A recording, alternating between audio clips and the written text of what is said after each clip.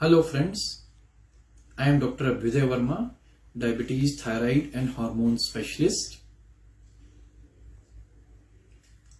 आज हम लॉकडाउन से काफी आगे आ चुके हैं। अनलॉक ऑलमोस्ट पूरी तरह हो चुके हैं, मगर अभी भी कोविड-19 महामारी से हम पूरी तरह बाहर नहीं निकले हैं। अभी भी हमें उससे बचना जरूरी है। रूटीन हमारी सोशल डिस्टेंसिंग, सैनिटाइजेशंस का यूज और मास्क का यूज रखना है। हमने जरूर इस बीमारी को अच्छे से समझ लिया है और शायद कुछ हद तक काबू पाने में हमारी मेडिसिन्स भी सफल हो रही है। हर्ड इम्यूनिटी भी हम जिसे कहते हैं वो भी धीरे धीरे बनते जा रही है और वायरस का विरुलेंस या उसका जो इफेक्ट होता है वो भी धीरे धीरे कम आता जा रहा है। तो अल्टीमेटली हम इस चीज से बाहर जरूर निकलते जा रहे हैं, मगर हमें ये भी ध्यान रखना है कि जितना हम बाहर निकलेंगे उतने ही हम उस बीमारी का एक्सपोज होने की हमारा रिस्क बढ़ता जाएगा।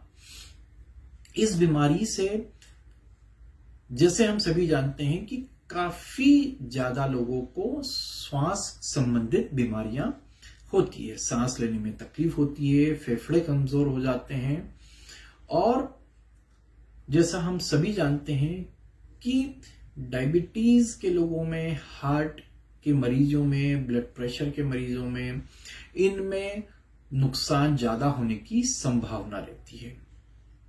मगर आज मैं आपको एक बहुत ही इंटरेस्टिंग और महत्वपूर्ण चीज बताना चाहता हूं कि कोरोना इन्फेक्शन के कारण आज पिछले 3-4 महीनों में काफी सारे ऐसे लोग जिन्हें डायबिटीज नहीं थी, जिन्हें डायबिटीज का दूर दूर तक कोई वास्ता नहीं था, वो डायबिटिक बनते जा रहे हैं। जो काफी सारे देशों में देखा गया है, काफी सारी रिसर्चेस होने लगी हैं पिछले 5-7 महीनों में इसके ऊपर।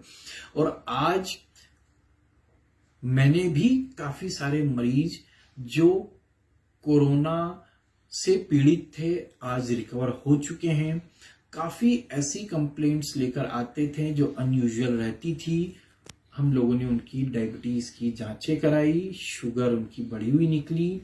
कई लोग खुद अपनी 400, 500, 600 तक शुगर लेकर आए, जो कोइंसिडेंटली उन्होंने जांच करी होगी तबीयत के खराब रहते हुए।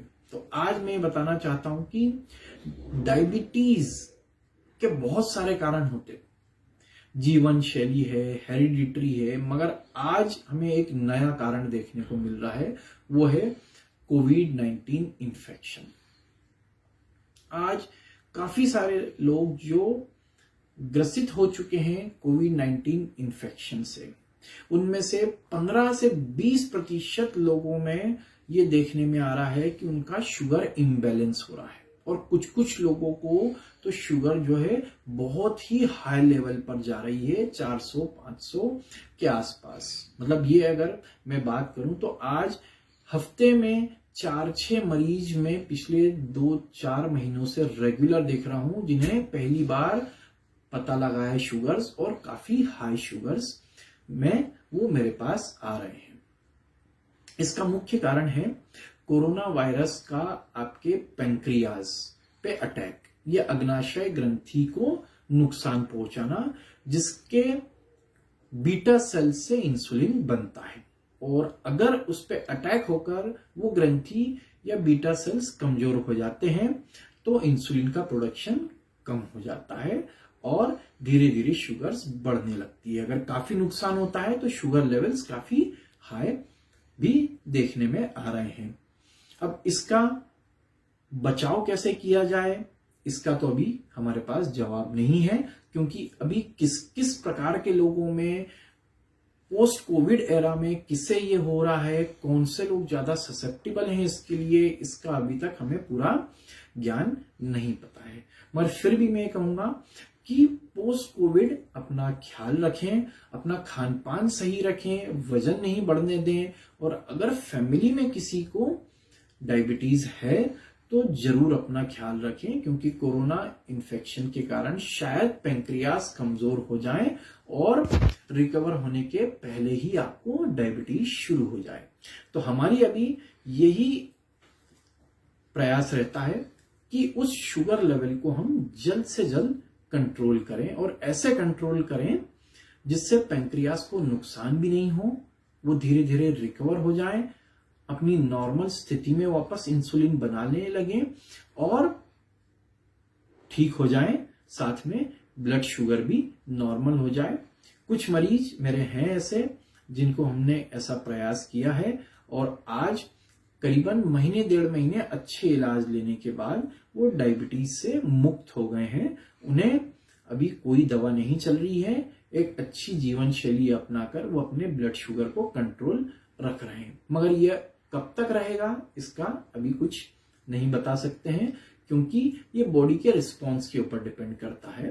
मगर अभी अच्छा चल रहा है, अच्छी जीवन शैली अपनाकर, अच्छा खान पान अपनाकर जो है उन्होंने अपनी इस शुगर को कंट्रोल में रखा है। साथ ही मैं यह भी कहना चाहूंगा कि पोस्ट कोविड एरा में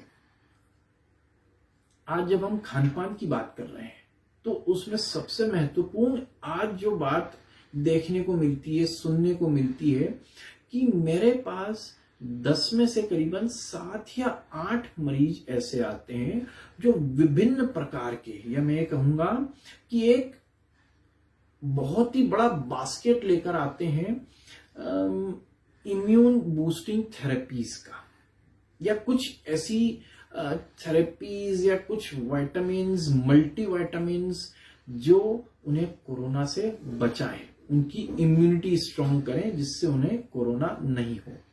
ये बात बिल्कुल सही है कि अगर आपकी इम्यूनिटी अच्छी है तो आपको कोरोना इन्फेक्शन होने के चांसेस कम रहते हैं, और साथ ही साथ अगर इन्फेक्शन हो भी जाता है तो उससे रिकवरी होने के चांसेस बहुत ज्यादा होते हैं बगैर किसी नुकसान के। मगर इसी के चलते लोग इसको बहुत ज्यादा एग्जैजरेट कर रहे हैं, इसको बहुत ही एक तरीके से अननेसेसरी इसको हाइप करा जा रहा है। आपकी इम्यूनिटी अच्छी रहनी चाहिए। अगर आप साधारण खान पान अपना अच्छा रखते हैं, रोज नियमित व्यायाम करते हैं, आप योगा करते हैं, आप हरी पत्तेदार सब्जियां, फलों का, इन सब चीजों का अगर आप उचित मात्रा में सेवन कर रहे हैं तो आपकी इम्यूनिटी डेफिनेटली अच्छी होगी और अच्छी बनी रहेगी। अब सप्लीमेंट्स की बात करें या विटामिन्स की बात करें तो वो तभी आवश्यक होता है जब आपके शरीर में उसकी कमी हो, तो ही वो आपको फायदा करेगा, या उस इम्यूनिटी को बहाल करने में उसकी कमी को पूरा करेंगे तो हमें प्रॉपर बेनिफिट मिलेगा।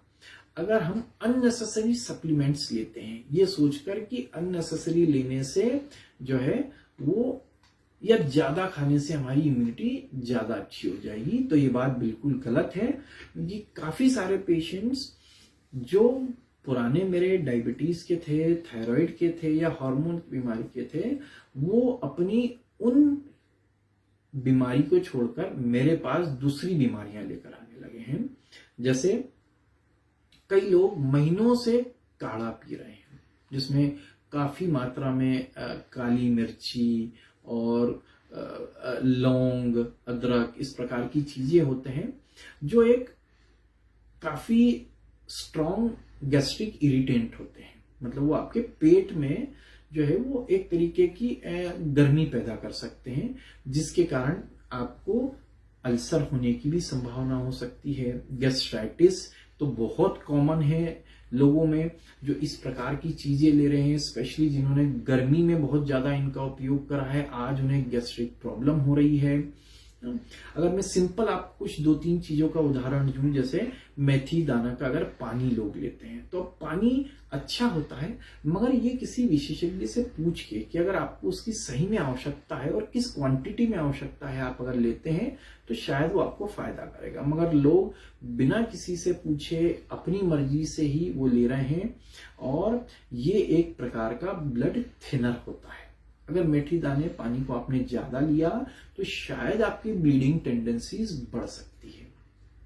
साथ ही जैसे एक दूसरी बहुत कॉमन चीज होती है लौकी का जूस। अगर लौकी का जूस आप जरूरत से ज्यादा क्वांटिटी में लेते हैं तो उसका विपरीत असर आपके लीवर पे पड़ता है। तो हो सकता है वो आप अच्छा सोच के उसका बहुत ही जरूरत से ज्यादा उपयोग कर रहे हैं, जिसके कारण आपका लीवर कमजोर हो सकता है। तो इस प्रकार के कुछ आयुर्वेद ही या आपके घरेलू नुस्खे भी आपको नुकसान पहुंचा सकते हैं। तो जितनी आपको जरूरत है उतनी ही क्वांटिटी में आप इनका प्रयोग करें। जितना समय इसका उपयोग करना है उतने समय ही इसका उपयोग करें। आप किसी विशेषज्ञ से सलाह लें जो आयुर्वेद का ज्ञाता हो अच्छे से, और कितनी क्या चीज किस क्वांटिटी में कब तक लेना है इसका जरूर ध्यान रखें। अब बात करूंगा मैं कुछ विटामिन्स की, कि जैसे कुछ चलन चल रहा है। जिंक इम्यूनिटी बढ़ाता है, विटामिन डी इम्यूनिटी बढ़ाता है आपका, विटामिन सी आपका इम्यूनिटी बढ़ाता है। ये बढ़ाते जरूर हैं और अगर इनका सही उपयोग सही क्वांटिटी में करा जाए तो डेफिनेटली ये इम्यूनिटी बूस्ट करते हैं। मगर ऐसा देखा गया है कि लोग अलग अलग प्रकार के विटामिन सप्लीमेंट्स यूज कर रहे हैं, जिसमें अगर आप टोटल इन सब चीजों की क्वांटिटी देखी जाए तो वो 3 या 4 गुना हो जाती है आपके डेली रिकमेंडेड डोज से। और वो अब आप इतने लंबे ड्यूरेशन से ले रहे हैं। अभी आज लॉकडाउन खुले 4-5 महीना हो गया है, तो उसमें अगर आप ये सब ले रहे हैं तो ये अक्यूमुलेट होता जा रहा है आपकी बॉडी में और इसकी टॉक्सिसिटी देखने को मिल रही है। जैसे मैं आपको विटामिन डी का उदाहरण दूंगा। विटामिन डी अगर ज्यादा क्वांटिटी में लिया जाए तो उससे विटामिन डी टॉक्सिसिटी होती है, उससे कैल्शियम लेवल खून में बहुत बढ़ने लगता है, जिसके कारण आपको उल्टी, दस्त, गैस्ट्राइटिस, डिहाइड्रेशन, ये सारे होने के रिस्क बढ़ जाता है और फिर मरीज को भर्ती करके ही वो एक्स्ट्रा कैल्शियम का लेवल हम कम कर सकते हैं। तो जरूरी नहीं है कि विटामिन्स जो आपको फायदा कर रहे हैं वो आपको नुकसान नहीं कर सकते हैं। जो चीज आप आयुर्वेद समझ रहे हैं, जो चीज आप विटामिन समझ रहे हैं, जो आपको फायदा कर सकता है, वो अगर सही मात्रा में सही निर्देश अनुसार सही समय तक नहीं लिया जाए तो वो आपको नुकसान भी कर सकता है। तो मैं आपसे अंत में यही कहना चाहूंगा कि कोरोना होने के बाद काफी सारी नई डिजीजेस आज हम देख रहे हैं, जो शायद हमने कभी सुनी नहीं थी या हमने कभी सोचा नहीं था कि किसी इन्फेक्शन के बाद ये सारी चीजें हो सकती हैं। तो कभी भी आपको शरीर में कुछ भी चेंजेस लगे तो आप उसको इग्नोर नहीं करें, डॉक्टरी सलाह लें और रेगुलर चेकअप करते रहें। साथ ही सप्लीमेंट्स एक्स्ट्रा आपके जो भी आप ले रहे हैं अपनी इम्यूनिटी बूस्ट करने के लिए उपचार, उसका सही निर्देश के अनुसार ही उपयोग करें। Thank you.